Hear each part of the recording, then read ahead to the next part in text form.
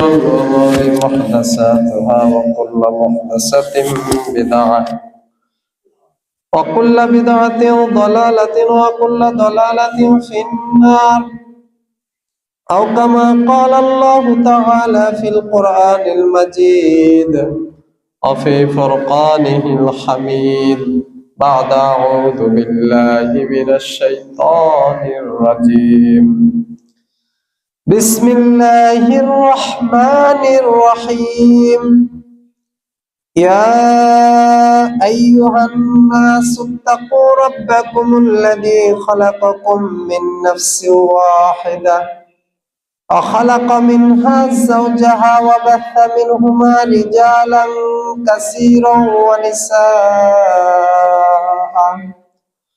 واتقوا الله الذي تساءلون به والأرحام إن الله كان عليكم رقيبا وقال الله تعالى في القرآن المجيد يا أيها الذين آمنوا اتقوا الله حق تقاته ولا تموتن إلا وأنتم مسلمون عن أبي هريرة رضي الله تعالى عنه قال قال رسول الله صلى الله عليه وسلم من تعلق تميمة فقد أشرك وفي رواية من حلق بغير الله فقد أشرك رواه مسند أحمد سند صحيح الحمد لله যাবতীয় প্রশংসা সিদ্দুসানা সিজদা শুকর সেই মহামহিয়ান গরিয়ান আল্লাহ সুবহানাহু ওয়া তাআলার দরবারে যে আল্লাহ সুবহানাহু ওয়া তাআলা সুস্থ শরীরে জুমা মসজিদে এসে দুই রাকাত সালাত আদায় করার তৌফিক দান করলেন সে রব্বে কারীমের দরবারে শুকরিয়া জ্ঞাপন করে বলি আলহামদুলিল্লাহ। সালাত এবং তাসলিম শান্তি বর্ষিত হোক সৈয়দুল মুরসালিন খাতামুন নবীন রাহমাতাল লিল আলামিন নবী মুহাম্মদুর রাসূলুল্লাহ সাল্লাল্লাহু আলাইহি ওয়াসাল্লামের প্রতি যার দেখানো পথ এবং পদ্ধতির মধ্যে রয়েছে মানব জাতির জন্য ইহকালীন সফলতা এবং পরকালীন মুক্তি। সেই নবীর উপরে দরুদ সালাম শান্তির বারিধারা বর্ষিত হোক সাল্লাল্লাহু আলা নবিয়ানা মুহাম্মদ আল্লাহুম্মা সাল্লি আলাইহি আল্লাহুম্মা বারিক আলা। সম্মানিত উপস্থিত হাজিরিন,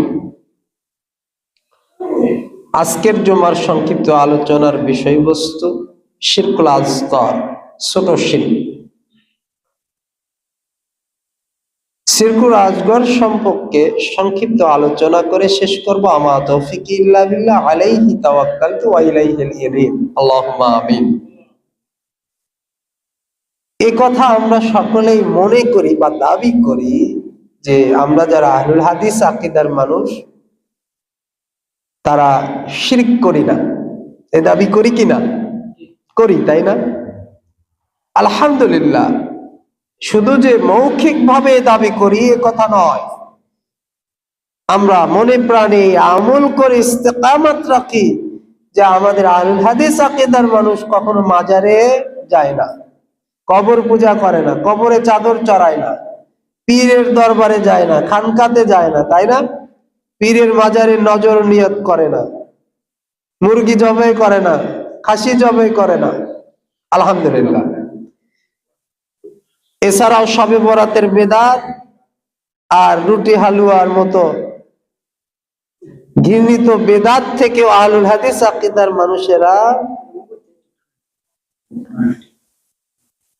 আহলুল হাদিস আকীদার মানুষেরা বিরত থাকার চেষ্টা করে আসতেছে প্রাগৈতিহাসিক থেকে, যুগ থেকে।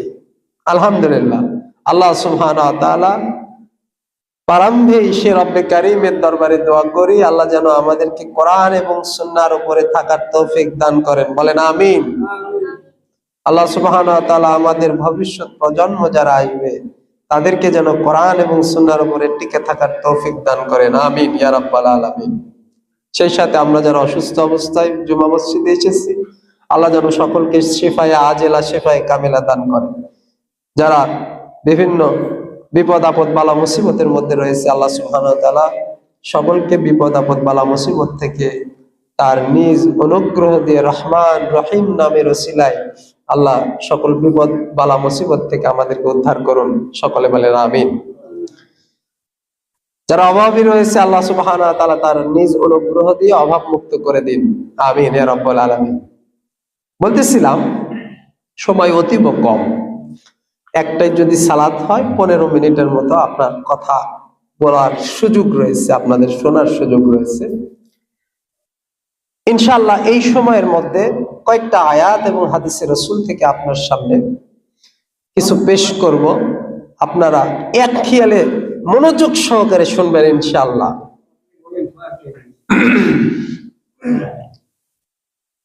জাযাকাল্লাহ খাইর। হয়তো 2-4-5 মিনিট একটু বেশি বলা যাবে, আল্লাহ সুযোগ করে দিয়েছেন, আলহামদুলিল্লাহ। বলতেছিলাম আমরা তো মনে করি যে আমাদের দ্বারা শিরক হয় না, তাই না? এই কথা আমরা মনে করি, এটা আমাদের দাবি। চলুন কোরআন এবং হাদিস থেকে এই দাবির সপক্ষে আল্লাহ সুবহানাহু ওয়া তাআলা কি বলেন এবং রাসূল সাল্লাল্লাহু আলাইহি সাল্লাম কি বলেন। সূরা কাহাফ 18 নম্বর সূরার 110 নম্বর আয়াত। মহান আল্লাহ সুবহানাহু ওয়া তাআলা বলেন, ফামান কানা ইয়ারজু লিকা রাব্বিহি ফালইয়ামাল আমালান সালিহা। মুমিন মুত্তাকি বান্দা তোমরা শোনো, তোমরা যদি তোমাদের রবের সাথে সাক্ষাৎ করতে চাও, ফামান কানা ইয়ারজু লিকা রাব্বিহি, তোমার রবের সাথে তোমরা মোলাকাত করতে চাও, তোমার রবের সেই নূরানী চেহারার সামনে তোমরা দাঁড়াতে চাও, তোমার রবের সামনে কাল কিয়ামতের ময়দানে তোমার রবকে দেখে তোমরা সন্তুষ্ট হতে চাও, ফালইয়ামাল আমালান সালিহা, তোমাদের আমলে সালের কোনো বিপরীত করা যাবে না। আমলে সালের না করে তোমরা তোমাদের রবকে দেখতে পারবে না। এটা হচ্ছে প্রথম কথা। আমলে সালে না করে আল্লাহকে দেখা যায় না, সালাত আদায় না করে আল্লাহকে দেখা যায় না, সিয়াম পালন না করে আল্লাহকে দেখা যায় না। আল্লাহর সাথে সাক্ষাৎ করতে হলে আল্লাহর সেই নূরানী মুজাসসাম তার ওয়াজহু চেহারাকে দেখতে হলে আমাকে আপনাকে যে কাজটি করতে হবে, আমালান সালিহা, কি করতে হবে? ওয়ালা ইউশরিক বিইবাদাতি রাব্বিহি আহাদা। আর কি করা যাবে না? তোমাদের যখন তোমরা কোনো ইবাদত করবে ওই ইবাদতে শিরক করা যাবে না। দুইটি কথা আল্লাহ সুবহানাহু ওয়া তাআলা বলেছেন। পৃথিবীর মুমিন মুত্তাকি বান্দা তোমরা শুনে রাখো, তোমরা যদি আমল করো, আমলে সালেহ করো। আমল দুই প্রকার, আমালান সুআন আর আমালান সালেহান। শবে বরাতের সারা রাত যারা ইবাদত করেছে ওরা সৎ আমল করেনি, ওরা সুআন করেছে, মানে বদ আমল করেছে। ওরা যারা মাজারে কবর জিয়ারত করে, মাজারে যায় জিয়ারতের উদ্দেশ্যে, যারা নজর নিয়ত করে, এই আমলগুলো আমালান সুআন। যারা এখনো জুমার দিনে কবর জিয়ারত করতে যায় হুজুরকে নিয়ে, যারা ওই জিলাপি বিতরণ করে, মিলাদ করে, তারা আমালান সুআন করতেছে। রব্বে কারীম বলতেছে, শোনো, তোমরা আমালান সুআন করলে আমার সাথে তোমাদের সাক্ষাৎ হবে না। তোমরা যদি আমালান সালিহান, আল্লাহ নবী সাল্লাল্লাহু আলাইহি ওয়াসাল্লাম যে তরিকা বলেছেন আমলের, ওই তরিকাতে আমল করতে পারো, তাহলে আমার সাথে সাক্ষাৎ হবে। আর কি করো? তোমরা যে ইবাদত করতেছো ওই ইবাদতে যদি আমার সাথে অংশীদারিত্ব সাব্যস্ত না করো, তাহলে তোমাদের রবের সাথে তোমাদের সাক্ষাৎ হবে, মোলাকাত হবে। এখনো বিষয়টা ক্লিয়ার হয়নি। এখনো আপনি বলতেছেন, যাক বাসলাম, আমরা আল্লাহর সাথে শিরক করি না, তাই না? সূরা নিসা আয়াত নম্বর 142 আল্লাহ সুবহানাহু ওয়া তাআলা বলেন, ইন্নাল মুনাফিকুনা, শুনে রাখো, যখন মুনাফিকরা ওয়াইযা কুমু ইলাস সালাতি কামু কুসালা, তারা যখন নামাজে দাঁড়ায়, তারা যখন মসজিদে আসে, মসজিদে আসার পরে তারা সালাতে যখন দাঁড়ায়, সালাতে খুব অলস মন নিয়ে, উদাসীন মন নিয়ে নামাজে দাঁড়ায়। সালাতে যখন তারা নামাজে দাঁড়ায় তখন তারা উদাসীন মন নিয়ে দাঁড়ায়। আর কি করে? তারা এই নামাজটা মানুষকে দেখার রিয়া উন্নাস, মানুষকে দেখানোর জন্য এই সালাতটা তারা পড়ে থাকে। তাহলে আল্লাহ সুবহানাহু ওয়া তাআলা বলতেছে, মসজিদে আসে এমন কতিপয় মুসল্লি রয়েছে, মসজিদে আসে এমন কতিপয় নামাজি রয়েছে, তারা মসজিদে আসে, নামাজে যখন দাঁড়ায় খুব অলসতার সাথে এদিক সেদিক তাকায়, উপরে তাকায়, নিচে তাকায়, রুকু ভালো করে করে না, সিজদা ভালো করে করে না, কি যেন চিন্তা করে, এরকম কম কুসালা, তাদের মন যেন উদাসীন, উদাসীন অন্তর নিয়ে তারা নামাজের মধ্যে দাঁড়ায়। আর কি করে? তারা রিয়া উন্নাস, মানুষকে দেখানোর জন্য এই নামাজটা পড়ে থাকে। রাসূল সাল্লাল্লাহু আলাইহি ওয়াসাল্লাম বলেন, ইবনে মাজার হাদিস 23,360 নম্বর হাদিস, রাসূল সাল্লাল্লাহু, আবু হুরায়রা রাদিয়াল্লাহু তাআলা থেকে বর্ণিত, রাসূল সাল্লাল্লাহু আলাইহি ওয়াসাল্লাম বলেছেন, মা মিন রাজুলান লা ইয়াদখুলুনাল মাসজিদা মুমিনান, এমন অনেক মুমিন রয়েছে যখন তারা মসজিদে প্রবেশ করে তখন তারা মুমিন অবস্থায় প্রবেশ করে। অনেক মানুষ রয়েছে যারা যখন মসজিদে প্রবেশ করে তখন মুমিন অবস্থায় প্রবেশ করে।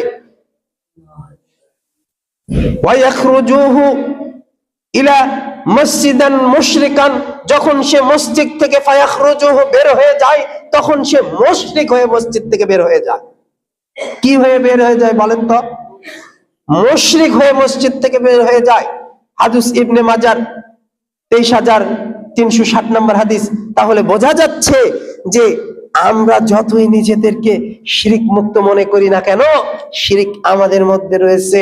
নাসারা আল্লাহ রাসূল সাল্লাল্লাহু আলাইহি ওয়াসাল্লাম এই কথা বললেন কেন? মসজিদে আপনি আসেন সুন্দর পবিত্র পোশাক পরে, পাক সাফ হয়ে, আতর খুশবু শরীরের মধ্যে লাগিয়ে, পবিত্র অবস্থায় ভালো মন নিয়ে আসেন। রাসূল সাল্লাল্লাহু আলাইহি ওয়াসাল্লাম এই কথাই বলতেছে, মুমিন অবস্থায় চলে আসে। এরপরে যখন মসজিদ থেকে বের হয় তখন সে মুশরিক হয়ে বের হয়ে যায়। কিভাবে মুশরিক হয়ে বের হয়ে যায় জানেন? যখন সে, এখানে কয়েকজন মানুষ বসে রয়েছে, ওখানে আসে একজন হাজী সাহেব, মুরব্বী সাহেব, অথবা এই এলাকার একজন বড় বিদ্বান, সে প্রফেসর মানুষ, অথবা ডাক্তার মানুষ, অথবা মাস্টার মানুষ, অথবা সে জেনারেল শিক্ষিত একজন লোক, ছেলে ইন্টার পাস করেছে, অনার্স পাস করেছে, এখানে এসে দেখে মুরব্বীরা বসে রয়েছে। সে সুন্দরভাবে আল্লাহু আকবার বলে নামাজে দাঁড়ায়। এরপরে প্রতিদিন সে এরকম নামাজ পড়ে, আজকে একটু মাথাটাকে বেশি করে ঝুঁকিয়ে নেয়, আজকে একটু কি করে, মাথাটাকে বেশি করে ঝুঁকিয়ে নেয়, রুকুগুলো দীর্ঘ করে, সিজদাগুলো দীর্ঘ করে। এরপরে সে সুন্দর করে সালাত আদায় করে, আর মনে মনে বলে, মানুষ দেখুক আমি সুন্দর করে সালাত পড়তেছি, মানুষ দেখুক আমি সুন্দর করে ইবাদত করতেছি। ওই মুশরিক, আল্লাহ নবী সাল্লাল্লাহু আলাইহি ওয়াসাল্লাম এই কথাই বলেছে, এই ব্যক্তি যখন নামাজ শেষ করে মসজিদ থেকে বের হয়ে যাচ্ছে, ও মুশরিক হয়ে নামাজ শেষ করে বের হয়ে গেল। প্রিয় সম্মানিত দ্বীনী ভাই, আমি আপনাকে বলি, রাসূল সাল্লাল্লাহু আলাইহি ওয়াসাল্লাম বলেছেন, ইলা ইয়াউমিল কিয়ামা, কিয়ামতের দিনে আল্লাহ সুবহানাহু ওয়া তাআলা মান রাজুলান সালাসা, তিন শ্রেণীর মানুষকে ডাক দিবেন। সহিহ মুসলিম হাদিস নাম্বার 1905 নম্বর হাদিস। রাসূল সাল্লাল্লাহু আলাইহি ওয়াসাল্লাম বললেন, তিন শ্রেণীর মানুষকে কিয়ামতের মাঠে ডাকা হবে। তিন শ্রেণীর মানুষের এক শ্রেণীর প্রথম শ্রেণী হচ্ছে আল উলামা, যারা ইলম হাসিল করেছে। এই ইলম হাসিলকারী মানুষদেরকে আল্লাহ সুবহানাহু ওয়া তাআলা কিয়ামতের মাঠে ডাকবেন। প্রথমে ডেকে বলবেন, বলো তো বান্দা, তুমি মানতো আল্লাহকা আল্লামা, তুমি কেন এই কোরআন হাদিস পড়েছো, কেন এই ইলম হাসিল করেছো? তখন সে ব্যক্তি বলবে যে, আল্লাহে, আল্লাহর কসম করে বলতেছি, আপনার ইজ্জতের কসম, আমি আপনার সন্তুষ্টির জন্য ইলম হাসিল করেছি।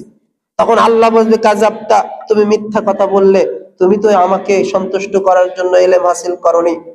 হাফেজ সাহেব, তুমি হেফজ করেছিলে তুমি যাতে তারাবি পড়াতে পারো, তুমি হেফজ করেছিলে, কারি হয়েছিলে, মানুষ যাতে তোমাকে বড় আলেম, বড় হাফেজ বলে, মানুষ লোকে তোমাকে বড় হাফেজ বলেছে, তুমি মানুষের কাছে বাবা পেয়েছো, মানুষ তোমাকে পাগড়ি প্রদান করেছে, সমাজে তোমার বড় সুনাম হয়েছে, লোকে তোমাকে কারি সাহেব বলে ডেকেছে, তুমি নিজেকে আত্মতৃপ্তি মনে করেছো, লোকে তোমাকে বড় মাওলানা বলেছে, লোকে তোমাকে বড় হুজুর বলেছে, তুমি নিজেকে সন্তুষ্ট হয়েছো, লোকে তোমাকে বাহবা দিয়েছে, তুমি তো আমাকে সন্তুষ্ট করার জন্য তুমি ইলম হাসিল করনি। এরপরে আল্লাহ সুবহানাহু ওয়া তাআলা ফেরেশতাদেরকে নির্দেশ দিবে ওই ব্যক্তির ওয়াজহুল কিয়া ফিন্নার, মুখের উপরে টেনে হেঁচড়ে ওকে জাহান্নামে নিক্ষেপ করো। ফেরেশতারা তখন ওই আলেমকে, ওই হাফেজকে, ওই বিদ্বানকে, ওই প্রফেসরকে, ওই মাস্টারকে এরকম মুখের উপরে টেনে হেঁচড়ে জাহান্নামে নিক্ষেপ করবে। পৃথিবীর মানুষ তোমরা শোনো, আরেক শ্রেণীর মানুষকে ডাকা হবে যারা দিনে সাদাকা করে, রাতে সাদাকা করে। সাদাকা করার এমন কোন রাস্তা নেই যে সে বন্ধ রেখেছে।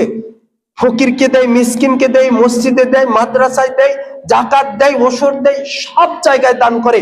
আল্লাহ বলতেছে, বান্দা তুমি যে এই দানগুলো করতে, কেন করতে বলো তো?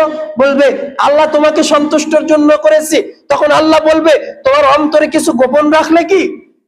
তখন ব্যক্তি চুপ করে যাবে, বলবে আল্লাহ বলবে আমি তোমার অন্তরে দেখতে পাচ্ছি, তুমি যখন দান করেছিলে তখন তুমি এই প্রবৃত্তি নিয়ে, এই শাহওয়াত নিয়ে দান করেছিলে। লোকে তুমি বড় দানবীর বলবে, লোকে তোমাকে বড় দানবীর বলবে। বলবে দেখেছো দেখেছো, অমুকের মা ফকিরকে ঘুরায় না, মিসকিনকে ঘুরায় না, আর প্রতিবেশীকে দেয়। এই যখন তুমি দিতে, মানুষকে খাবার দিতে, মানুষকে দান করতে, তোমার অন্তরের মধ্যে এটা থাকতো, লোকে আমাকে বড় দানবীর বলুক, লোকে আমাকে বড় দানকারিনী বলুক, আমি অনেক বড় দানকারিনী, এটা লোকে আমাকে বলুক। আপনি বলেন লোকে আমাকে অত বড় দানবীর বলুক। মাহফিল যখন হবে তখন 10,000 টাকা দেব এবং ওই ইমামকে বলবো আমার নামটা ভালো করে ঘোষণা করে দিন, অমুকের ছেলে অমুক এত টাকা দান করেছে। আর এই কথা যখন বলে তখন আপনি আত্মতৃপ্তি লাভ করেন যে আমার আজকে নাম ঘোষণা হয়েছে, পুরো মহল্লার লোক শুনেছে আমি 10,000 টাকা মাহফিলে দান করেছি। পৃথিবীর মানুষ তোমরা শোনো, ওই দিন আমি এই এক শ্রেণীর মানুষকে এরকম ডাকবো যারা দুনিয়াতে সকাল এবং সন্ধ্যায়, দিনে এবং রাতে দান করত। তাদেরকে আমি ডাকবো, ডাকার পরে বলবো তুমি কেন দান করেছো? বলবে আপনার দিনের জন্য দান করেছি, আপনার ঘরের জন্য দান করেছি, আপনার মাদ্রাসার জন্য দান করেছি। আল্লাহ বলবে কাযাবতা, তুমি মিথ্যা কথা বলতেছো, তুমি আমার দিনের জন্য দান করনি, বরং তুমি দান করেছো লোকে যাতে তোমাকে দানবীর বলে, লোকে যাতে তোমাকে বড় বাহবা দেয় দান করার কারণে, এই জন্য তুমি দান করেছো।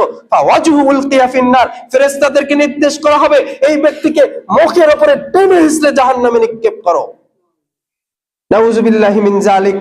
সম্মানিত উপস্থিতি হাজিরিন, পরিস্থিতি বড় জটিল এবং কঠিন, পরিস্থিতি বড় জটিল এবং কঠিন। কাল কিয়ামতের ময়দানে আমাকে আপনাকে যদি এইভাবে কিয়ামতের দিনে ধরা হয়, আরেক শ্রেণীর মানুষকে আমালান, যে ব্যক্তি লোক দেখানোর জন্য ইবাদত করত, লোক দেখানোর জন্য নামাজ পড়তো, লোক দেখানোর জন্য তাসবিহ দানা পড়তো। আরে তাসবিহ দানা পড়ে তো পড়ে, সব সময় পড়ে, দোকানে বসে পড়ে, বাজারে যেয়ে পড়ে, সব সময় পড়ে। আরে গল্প করতে করতেও পড়ে। ও আপনার সাথে গল্প করতেছে আর তাসবিহ দানা টিপতেছে। ও নিজেকে এত পরহেজগার দেখায় যে ওর থেকে পরহেজগার আর এই পৃথিবীতে কেউ নেই। সম্মানিত উপস্থিতি হাজিরিন, এইরকম যারা লোক দেখানোর জন্য ইবাদত করে, কাল কিয়ামতের ময়দানে আল্লাহ ওই ব্যক্তিকে ডাকবেন এবং তার ইবাদতকে ফাহাবিতাত আমালুহু, তার আমলগুলোকে বাতিল ঘোষণা করবেন, তার সমস্ত আমল বাতিল। তার যে তাহাজ্জুদ পড়েছে, রাতে তাহাজ্জুদ পড়ে বলতেছে জানো কাল রাতে 3টায় উঠেছিলাম, 4টা পর্যন্ত নামাজ পড়েছি, 3টা থেকে 4টা পর্যন্ত কত নামাজ পড়লাম, নামাজ পড়তে পড়তে একেবারে পিঠ লাগায় গেল, পা ব্যথা হয়ে গেল। মানে লোকদেরকে শোনাচ্ছে। এই যারা ইবাদত করে মানুষকে গল্প করে বেড়ায়, ইবাদত করে মানুষের কাছে কুচ্ছা লুটিয়ে, এই ইবাদতের বদৌলতে সে মানুষের কাছে বাহবা পেতে চায়, কাল কিয়ামতের ময়দানে আল্লাহ তাআলা ফাহাবিতা আমালুহু, এই লোক দেখানোর কারণে তার আমলকে নষ্ট করে দেবে, ভস্ম করে দেবে, আবা মানসুরা, ছুঁড়ে ফেলে দেবে। এই আমলকে আল্লাহ গ্রহণ করবেন না, পরিশেষে তাকে জাহান্নামের আগুনে নিক্ষেপ করবে। প্রিয় দিনী মুসলিম ভাই, এই কথা আমাদের এই 2টি আয়াত এবং 2টি হাদিস থেকে প্রমাণিত হয়। আমরা যতই নিজেকে আহলে হাদিস দাবি করি না কেন, ইলমের বাহাদুরি আর আমাদের মধ্যে আমলের বাহাদুরি রয়েছে। আমরা নিজেদেরকে বড় পরহেজগার মনে করি, ইবাদত যখন করি রিয়াউন নাস, মানুষকে দেখানোর জন্য করি। আল্লাহুম্মা ইন্নী আউযু বিকা মিন শিরকিল আসগর, প্রতিপালক আমাদেরকে ছোট ছোট এরকম গোপন শিরক থেকে আপনি হেফাজত করেন। সকলে বলেন আমিন। রব্বুল আলামিন আপনি বড় দয়াবান, আপনি বড় রহমান। জীবনে যতদিন বেঁচে থাকবো প্রতিটি দান যেন আপনার সন্তুষ্টির জন্য হয়। জীবনে যতদিন বেঁচে থাকবো প্রতিটি সেজদা যেন আপনার সন্তুষ্টির জন্য হয়। জীবনে যতদিন বেঁচে থাকবো প্রতিটি ইবাদত বন্দেগী যেন আপনার সন্তুষ্টির জন্য হয়। শুধুমাত্র আপনার সন্তুষ্টি চাই, পৃথিবীর কোনো মানুষের রিদামন্দি চাই না, পৃথিবীর কোনো মানুষের বাহবা চাই না, পৃথিবীর কোনো মানুষের বাহবা বরত্ব মহত্ব শুনতে চাই না। এই নিয়ত নিয়ে ইবাদত করতে হবে। এই গতিতে যদি ইবাদত করতে পারেন তাহলে ইবাদত কবুল হবে। মহান আল্লাহ এই কথাই বললেন, শুনে রাখো পৃথিবীর মানুষ, ইন্নাস সালাতা ওয়া নুসুকি ওয়া মাহইয়ায়া ওয়া মামাতি লিল্লাহি রাব্বিল আলামিন। তোমার নামাজ, তোমার কুরবানি, তোমার হজ, তোমার যাকাত, তোমার জীবন, তোমার মৃত্যু সবকিছু হতে হবে আল্লাহর জন্য। সবকিছু হতে হবে আল্লাহর জন্য। আপনি ধনবীর মানুষ, আপনি গরু কিনে নিয়ে এসেছেন, সমাজের সবাই ওই 50,000, 60,000, 1 লাখ দিয়ে আপনি বগুড়া শহর থেকে, ধাপের হাট থেকে আপনি যে 1.5 লক্ষ টাকা গরু কিনে নিয়ে এসেছেন, আপনার মুখের যে কি কথা, আরে আমার থেকে বড় গরু এই গ্রামে কেউ কুরবানি দেয়? আমার থেকে বড় গরু কেউ কুরবানি দিয়েছে? আপনার মুখের যে গতি, এই গতিতে আপনার কুরবানি তো হবে না, আপনার বাকি কাজও সম্পন্ন হবে না। এই জন্য খবরদার, মুখ থেকে কথা ছুটে গেলে সেই কথা ফিরিয়ে রাখা যাবে না। ওই জন্য প্রতিটি ইবাদতের আগে মুখের কথাকে সংযত করতে হবে, মুখের ভাষাকে সংযত করতে হবে। কেবলমাত্র আপনার দিল থাকবে আল্লাহর দিকে, দিলে ভয় ভীতি নিয়ে ইবাদত বন্দেগী করার চেষ্টা করবেন, তাহলে ইবাদত কবুল হবে। প্রিয় দিনী মুসলিম ভাই, বলতেছিলাম আমাদের মধ্যে আরো কি কিছু শিরক আছে? জি হ্যাঁ, আমাদের মধ্যে আরো কিছু শিরক আছে। মুসনাদে আহমদ হাদিস নাম্বার 19,253, রাসূল মুহাম্মদ সাল্লাল্লাহু আলাইহি ওয়াসাল্লাম বলেন, মান হালাফা বিগাইরিল্লাহ, যে ব্যক্তি আল্লাহ ব্যতীত অন্যের নামে কসম করলো, ফাকাদ আশরাক, সে ব্যক্তি শিরক করলো। কোন ব্যক্তি যদি, কোন মহিলা যদি বলে, এই দেখো আমার ছেলের হাতেতে মাথায় হাত রেখে বলতেছি আমি এই কাজ করিনি, কথা মনে হয় বোঝাতে পারিনি। কেউ যদি বলে, এই দেখো কোরআন শরীফ মাথা নিয়েছি, আমি এই কাজ করিনি। কেউ যদি বলে যে এই দেখো মসজিদে হাত রেখে বলতেছি আমি এই কাজ করিনি, ফাকাদ আশরাকা, সে শিরক করলো। আল্লাহ ব্যতীত অন্যের নামে কসম করা, কসম মানে সাক্ষী রাখা। কসম মানে কি করা? সাক্ষী রাখা।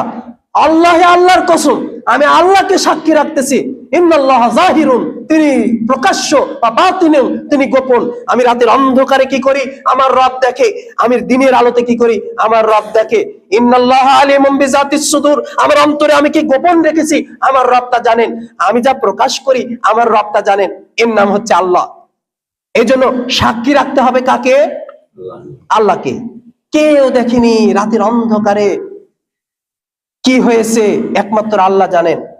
আপনি সবাই, গ্রামের সবাই এসে বলতেছে তুমি নাকি অমুকের জমিতে ওষুধ দিয়ে এসেছো, জমির সব ফসল মারা গিয়েছে, পুকুরের মধ্যে দেখি বিষ ঢেলে দিয়েছো, পুকুরের সব মাছ মারা গেছে, তুমি এই কাজ করেছো। এখন আপনি বলতেছেন এই যে কোরআন মাথা নিয়ে বলতেছি, কোরআন কি দেখেছে? কোরআন দেখেছে? এই যে আমার ছেলের মাথায় হাত রেখে বলতেছি আমি এই কাম করিনি, আপনার ছেলে কি তখন জাগ্রত ছিল? তার মানে কি, যিনি দেখেছেন তাকে সাক্ষী রাখতে হবে, বলতে হবে আল্লাহর কসম এই কাজ আমি করিনি। অথচ আমরা নিজেদেরকে আহলুল হাদিস আকীদার মনে করি, অথচ কথায় কথায় কোরআনে হাত রেখে শপথ করি, ছেলের মাথায় হাত রেখে শপথ করি, মসজিদ ছুঁয়ে শপথ করি, মাটি ছুঁয়ে কসম করি, অনেক কিছু এরকম ভাবে কসম করে থাকি। এই সমস্ত কসমই যে শিরকে আসগরের অন্তর্ভুক্ত। শিরিক বড় ভয়াবহ পাপ। শিরিক নিয়ে যদি, ইন্নাহু মান ইউশরিক বিল্লাহ ফাকাদ হারামাল্লাহু আলাইহিল জান্নাহ ওয়া মাওয়াহুন নার ওয়া মা লিয-যালিমিনা মিন আনসার। আল্লাহ বলেন, পৃথিবীর মানুষ শোনো, কাল কিয়ামতের ময়দানে তোমরা যদি আসমান থেকে জমিন পর্যন্ত গুনাহ নিয়ে আসো, আর তার মধ্যে যদি শিরিক না থাকে, আমি আল্লাহ তোমাদেরকে ক্ষমা করে দেব। কিন্তু শুনে রাখো, তোমরা যদি শিরকের গুনাহ নিয়ে আসো তাহলে আমি তোমাদেরকে ক্ষমা করব না, ওই জালেমকে আমি ক্ষমা করব না, ওর থাকার জায়গা হচ্ছে জাহান্নাম। আর ওই জালেমের কোনো সাহায্য সহযোগিতাকারী নেই। কিয়ামতের দিনে এমন কেউ নেই যে তাকে সাহায্য করতে পারে। প্রিয় দিনী মুসলিম ভাইরা, এই জন্য শিরকে আসগার কিন্তু আমাদের মধ্যে রয়েছে, প্রতিটি মানুষের মধ্যে। সুমাস রিয়া উন্নাস, মানুষকে দেখানো, সুখ্যাতি পাওয়ার আকাঙ্ক্ষা রয়েছে, তাই না? হাজী সাহেব হজ করতে যেতে বলতেছে, আমি হজ করতে যাচ্ছি, দোয়া করেন। ঠিক আছে, দোয়া চান, কিন্তু খবরদার আপনার দিলের মধ্যে যেন ফখর না আসে, লোক দেখানোর ইচ্ছা যদি না আসে যে আমি হজ করতে যাচ্ছি, আবার হজ করে আসি বলতেছে যে আমি হজ করে আসলাম, এই করলাম সেই করলাম। ঠিক আছে, গল্প গুজব করতে পারেন, কিন্তু আসার পরে এমন ফখর যেন না আসে যে আপনি হজ করে এসেছেন, এটা যেন আপনার অন্তরের রিয়া প্রকাশ না পায়, লোক দেখানোর ইচ্ছা যেন প্রকাশ না পায়। আরো কি খারাপ জিনিস আছে জানেন? হজ করে এসেছে, ওই মাহফিলের ব্যানারে নাম দিয়েছে, হাজী সাহেব লেখেনি। তার কি রাগ আর তার কি ক্রোধ! কেন সে ব্যানারে নাম দিল না কেন, আলহাজ দিল না কেন? 6 লক্ষ টাকা খরচ করে হজ করে এসেছি বেটা, আর তুমি আমার নাম আলহাজ লিখলে না? সে কি খবরদারি! আল্লাহ হেফাজত করুন। আপনার হজ ওই মক্কা মদিনাতে শেষ, আপনার হজ বাংলাদেশে আসেনি। রিয়া যে ব্যক্তি করবে, সুমা যে ব্যক্তি করবে, মানুষকে দেখানোর ইচ্ছা ইবাদতের মধ্যে যদি করে, ওই ইবাদত আল্লাহ একেবারে দমড়ে মুচড়ে একেবারে ফেলে দিবেন, ওই ইবাদত আল্লাহ নিবেন না। তাই সাবধান, সতর্ক হয়ে যান প্রিয় দিনী বোনেরা। মহিলা লোকেদের অভ্যাস রয়েছে, যেটুকু করবে তার থেকে বেশি করে বলবে, ইবাদত করবে 5 রাকাত সালাত পড়বে 4 রাকাত, আর বলবে এমন ভাবে যেন 20-25 রাকাত নামাজ পড়েছে। মহিলা মানুষের মধ্যে এই অভ্যাস রয়েছে। যেটুকু ইবাদত করেন আল্লাহ সন্তুষ্টের জন্য, মানুষ যাতে, আপনার দিনী বোনরা রয়েছে তারা যাতে উৎসাহ পায়, আমি মাঝে মাঝে তাহাজ্জুদ পড়ি, আমি মাঝে মাঝে ইশরাক পড়ি, আমি পড়ি, এগুলো করার চেষ্টা করি, আপনিও পড়েন, এতে কোনো সমস্যা নেই। কিন্তু আপনার কথার মধ্যে যদি রিয়া পায়, হ্যাঁ তুমি কোনোদিনও নামাজ পড়নি, কি করো, আমিও সংসার চালাই, আমিও অনেক কাজ করি, তারপরও রাতে উঠে নামাজ পড়ি, কোরআন তেলাওয়াত 1 খতম দিলাম, আরো দিব, মানে কথার মধ্যে অহমিকা যেন প্রকাশ না পায়, কথার মধ্যে যেন অহংকার, তুচ্ছ তাচ্ছিল্য ভাব প্রকাশ না পায়।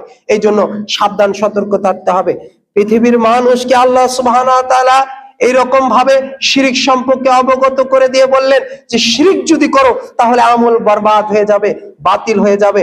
এই জন্য আল্লাহ সুবহানাহু ওয়া তাআলা বলেন, ফাআলাম আন্নাহু লা ইলাহা ইল্লাল্লাহ, পৃথিবীর মানুষ তোমরা এই জ্ঞান প্রথমে হাসিল করো যে আল্লাহ ছাড়া সত্য কোনো মাবুদ নেই, আল্লাহ ছাড়া সত্য কোনো মাবুদ নেই। আপনি আপনার ছেলে মেয়ে ডাক্তার বানান, ইঞ্জিনিয়ার বানান, মাস্টার বানান, ব্যারিস্টার বানান, যাই বানান না কেন, প্রাইমারিতে পড়ান, হাই স্কুলে পড়ান, আর ইংলিশ মিডিয়ামে পড়ান, যেখানেই পড়ান না কেন তাতে আপত্তি নেই। কিন্তু আপত্তি আপনার ছেলে মেয়েকে কেন শিরকের জ্ঞান দিলেন না?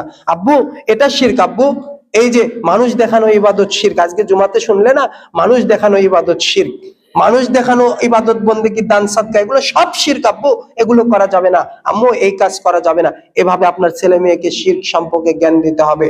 আপনার কাছে যদি বিদ্যা থাকে নিজের থেকে দিতে হবে, যদি আপনার কাছে বিদ্যা না থাকে তাহলে মসজিদ মাদ্রাসার হুজুরের কাছে 1 ঘন্টা 2 ঘন্টা করে আপনাকে ইসলামী আকীদা শিখাতে হবে। কোরআন তো আপনি পড়ান, ঠিক আছে, মক্তব এখানে দেখলাম মক্তব চালু আছে, মক্তবের পাশাপাশি আপনার ছেলে মেয়েকে আকীদা শিখাতে হবে, শিরক সম্পর্কে সচেতন করতে হবে, বিদআত সম্পর্কে সচেতন করতে হবে।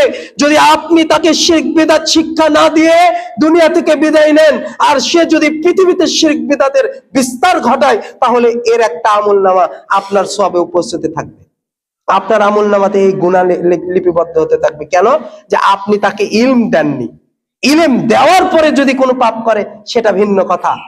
প্রিয় দিনী মুসলিম ভাইরা, বলতেছিলাম আপনার ছেলে মেয়ে ভালো যখন রেজাল্ট করে খুব খুশি হন যে শুনছেন আমার ছেলে গোল্ডেন এ প্লাস পেয়েছে, আমার ছেলে আইজিল হক কলেজে চান্স পেয়েছে, মেডিকেলে চান্স পেয়েছে, এটাতে আপনি যেরকম আত্মতৃপ্তি হন, এর থেকে লক্ষ কোটি গুণ বেশি আত্মতৃপ্তি হওয়া উচিত ছিল যে ভাই আমার ছেলেকে আমি কোরআন শিক্ষা দিয়েছি।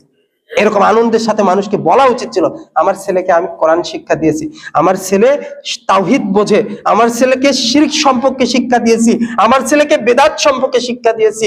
আপনার ওই মাস্টার ডিগ্রি পাশ করা ছেলেকে নিয়ে যেরকম গর্ব করতেছেন, আপনার ওই মেডিকেলে চান্স পাওয়া ছেলেকে নিয়ে যেরকম গর্ব করতেছেন, যদি ছেলেকে কোরআন শিখাতে পারেন, কোরআনে হাফেজ বানাতে পারেন, কোরআনের ইলম দিতে পারেন, তাহলে আপনার তার থেকে হাজার হাজার গুণ গর্ব করা উচিত। কেননা কাল কিয়ামতের ময়দানে আল্লাহ আপনাকে নিয়ে গর্ব করবেন এবং আপনার শরীরে একটা পোশাক পরিধান করে দিবেন। আসসামাওয়াতি ওয়াল আরদি ওয়া মা ফিহা, আসমান এবং জমিনের মধ্যে যা কিছু রয়েছে সেটা যদি বিক্রি করা যায়, এই আপনার গায়ে যে পোশাক ওঠানো হবে এই পোশাকের মূল্য হবে না। একজন হাফেজে কোরআনের মর্যাদা কত! হাফেজে কোরআনের কবরে গিয়েছে, তার ডান দিক থেকে ফেরেশতা আসতেছে, বাম দিক থেকে, সামনের দিক থেকে, পেছন দিক থেকে। হাফেজে কোরআনকে কোরআন যে বলতেছে, আমি তোমাদেরকে ঢুকতে দিব না এখানে। আযাবের ফেরেশতা বলতেছে এই ব্যক্তি কিছু পাপ করেছে, এই জন্য তার জন্য শাস্তি বরাদ্দ হয়েছে। তখন সূরা বাকারা, সূরা আলী ইমরান বলতেছে না না, সকাল সন্ধ্যা আমাদেরকে তেলাওয়াত করেছে। সূরা মুলক বলতেছে না না না, আমাকে রাতে যখন ঘুমাতো এই ব্যক্তি প্রতিদিন তেলাওয়াত করেছে, অতএব তোমাদেরকে কবরে ঢুকতে দেব না। হাদিসে এভাবে এসেছে সুনানুল কুবরার মধ্যে প্রথম খণ্ডের দিকে 728 পৃষ্ঠা 29 পৃষ্ঠা হাদিসগুলো দেখেন, যে বলতেছে তোমাকে ঢুকতে দেব না, তুমি এখানে ঢুকতে পারবো না। সামনের দিক থেকে আসবে ওই ইয়ামিনিহি, ডান দিক থেকে আসবে, ঢুকতে পারবে না। বাম দিক থেকে আসবে, ঢুকতে পারবে না। সামনের দিক থেকে আসবে, ঢুকতে পারবে না। পিছন দিক থেকে আসবে, ফেরেশতারা ঢুকতে পারবে না। পরিশেষে তাদেরকে ঘুরে যেতে কোরআন বাধ্য করবে। প্রিয় দিনী মুসলিম, আজকে জুমার দিন সূরা কাহাফ পড়েছেন কি? আল্লাহর নবী বলেছে যে ব্যক্তি জুমার দিনে সূরা কাহাফ পড়বে 10টি ফজিলত রয়েছে।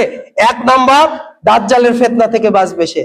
এই যে দুনিয়াবি যে ফিতনা ফাসাদ, এই ফিতনা থেকে আল্লাহ তাকে হেফাজত করবে। 2, আল্লাহ তার রিজিককে প্রশস্ত করবে। 3, সেই ব্যক্তিকে আল্লাহ সুবহানাহু ওয়া তাআলা দুনিয়া এবং আখিরাতে যাবতীয় কবরের আযাব থেকে, ফিতনা থেকে আল্লাহ হেফাজত করবে। এভাবে 10টি সূরা কাহাফের ফজিলত রয়েছে। কোথায়? মুসলিম সমাজ, আহলুল হাদিস সমাজ, আমরা যদি রাসূলের সুন্নাহগুলোকে উজ্জীবিত না করি। রাসূল সাল্লাল্লাহু আলাইহি ওয়াসাল্লামের 11টা স্ত্রী, তারপরেও কখনো সূরা মুলক ছাড়েনি। আপনি এক স্ত্রী নিয়ে সূরা মুলক ছাড়েন কেন? কি বুঝতে পারেননি? আমার কথা মনে হয় বুঝতে পারেননি। রাসূল সাল্লাল্লাহু আলাইহি ওয়াসাল্লাম 11 স্ত্রীকে সময় দিয়েছেন, কোন স্ত্রীর হক কখনো নষ্ট করেননি। এরপরে রাসূল সাল্লাল্লাহু আলাইহি ওয়াসাল্লাম আয়েশা রাদিয়াল্লাহু তাআলা আনহা বলেন, তিনি যখন ঘুমাতে যেতেন সূরা সাজদা, সূরা মুলক, বাকারার শেষের 2 আয়াত, আয়াতুল কুরসি, নাস, ফালাক, ইখলাস এবং 33 বার সুবহানাল্লাহ, 33 বার আলহামদুলিল্লাহ, 34 বার আল্লাহু আকবার পড়ে হাতের মধ্যে ফু দিয়ে শরীর মাসা না করে তিনি কখনো ঘুমাতেন না। 11 স্ত্রী থুয়ে রাসূল সাল্লাল্লাহু আলাইহি ওয়াসাল্লাম যদি এই আমল করতে পারে, আপনি এক বিবি নিয়ে আমল করতে পারেন না? এত দুর্বলতা কেন আপনার মধ্যে? আল্লাহ হেফাজত করুন। আল্লাহ সুবহানাহু ওয়া তাআলা আমাদেরকে যাবতীয় শিরক এবং বিদআত থেকে বাঁচার তৌফিক দান করুন। সবচেয়ে বেশি যেটা, ফাআলাম আন্নাহু লা ইলাহা ইল্লাল্লাহ, ইলম হাসিল করতে হবে। শিরক বিদআত সম্পর্কে আপনি ইমাম সাহেবকে জিজ্ঞাসা করুন, আপনাদের বিজ্ঞ ইমাম, তাকে বলেন যে হুজুর আজকে আমাকে 5টা শিরক সম্পর্কে বলবেন বা 3টা বলবেন। এই 3টাই শিরক জীবনে যতদিন বেঁচে থাকবো নিঃশ্বাস চলবে করব না আমি। একদিন এসে বলবেন হুজুর আমাকে 3টা বেদাত সম্পর্কে বলুন, জীবনে যতদিন বেঁচে থাকবো এই শিরক করব না। ইলা দাখালাল জান্নাহ, আশা করা যায় এই আমলের কারণে আপনার জান্নাত হয়ে যাবে। বুখারীর হাদিস শোনেননি? ওই যে একজন আজমি বলছে এসে, আল্লাহর নবী আমাকে কিছু আমল শিখিয়ে দিন। এই আমল যেটা শিখাবেন তার কম করব না, বেশি করব না। রাসূল সাল্লাল্লাহু আলাইহি ওয়াসাল্লাম 4টি কথা বলেছে, শোনো, আল্লাহর সাথে শিরক করবে না, রমজান মাসে সিয়াম থাকবে, 5 ওয়াক্ত ফরজ সালাত আদায় করবে, আর সম্পদের যাকাত দেবে। বেশি কথা বলেছে কি? সে ব্যক্তি বলছে এর কম করব না, বেশিও করব না। আল্লাহি, আল্লাহর কসম, এই কম করব না, বেশিও করব না বলে সালাম না দিয়ে এসেছিল, সালাম না দিয়ে উঠে চলে যাচ্ছে। রাসূল সাল্লাল্লাহু আলাইহি ওয়াসাল্লাম বলতেছে, এই সাহাবী সঙ্গী সাথীগণ শোনো, তোমরা কি কোনো জান্নাতি ব্যক্তিকে দেখতে চাও? বলছে কোথায় সে জান্নাতি ব্যক্তি? ওই যে গাধাতে চড়ে আসছিল, ওই ব্যক্তিটা জান্নাতি ব্যক্তি। সুবহানাল্লাহি বিহামদিহি সুবহানাল্লাহিল আযীম। এইজন্য যতটুকু শুনবেন অতটুকু আমল করবেন। শিরক সম্পর্কে ইমাম সাহেবকে এখনো জিজ্ঞাসা করেননি, এটা আপনার ইলমের বদন্যতা, এটা আপনার উদাসীনতা। যে শিরক করলে আমল বরবাদ হয়ে যায়, যে শিরক করলে আল্লাহর দয়ার রহমত আমার উপরে হারাম হয়ে যায়, সেই শিরিক আমার মধ্যে যদি থাকে, তাহলে আমি কিভাবে আল্লাহর দয়া অনুগ্রহ হাসিল করতে পারি? এই জন্য শিরিক বিদআত সম্পর্কে আপনারা যথাযথভাবে ইলম হাসিল করবেন, ছেলে মেয়েদেরকে শিরিক বিদআত সম্পর্কে শিক্ষা দেবেন। আল্লাহ সুবহানাহু ওয়া তাআলা আজকের এই সংক্ষিপ্ত আলোচনাতে বারাকা দান করুন, বলুন আমিন। রব্বুল আলামিন, আপনি বড় দয়াবান, আপনি বড় রহমান। ভাঙাচোরা ভাষায় কিছু কথা বললাম, এই কথার বদৌলতে আমরা যেন শিরক থেকে, বেদাত থেকে আজীবন যেন আমরা বাঁচতে পারি, আপনি এই তৌফিক দান করুন। রব্বুল আলামিন, আপনি বড় দয়াবান, আপনি বড় রহমান।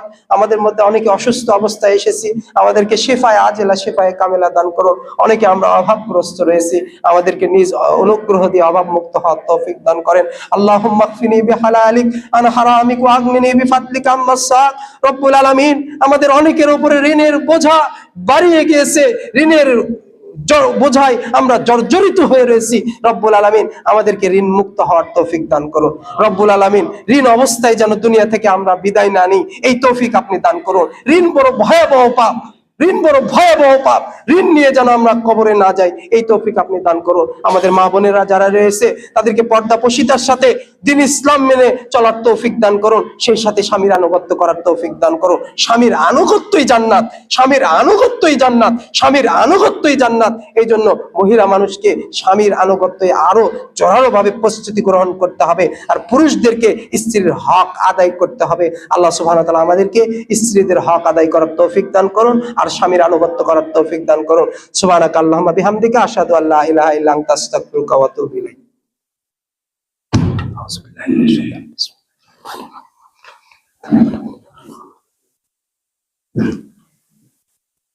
ইন্নাল হামদালিল্লাহি নাহমাদুহু ওয়া নাস্তাঈনুহু ওয়া নাস্তাগফিরুহু ওয়া নাউযু বিল্লাহি মিন শুরুরি আনফুসিনা ওয়া মিন সাইয়্যাতি আ'মালিনা। মান ইয়াহদিহিল্লাহু ফালা মুদিল্লা লাহু ওয়া মান ইউদ্লিলহু ফালা হাদিয়া লাহু। وأشهد أن لا إله إلا الله وحده لا شريك له وأشهد أن محمدا عبده ورسوله. اللهم صل على محمد وعلى آل محمد كما صليت على إبراهيم وعلى آل إبراهيم إنك حميد مجيد.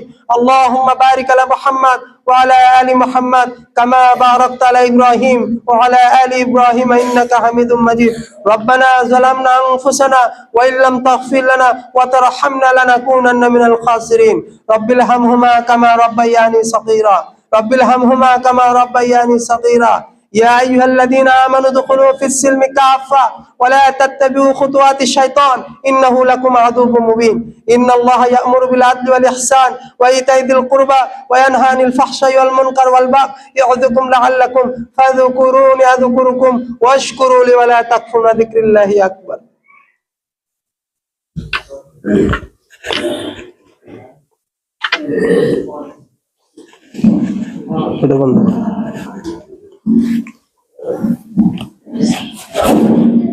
الله أكبر الله أكبر.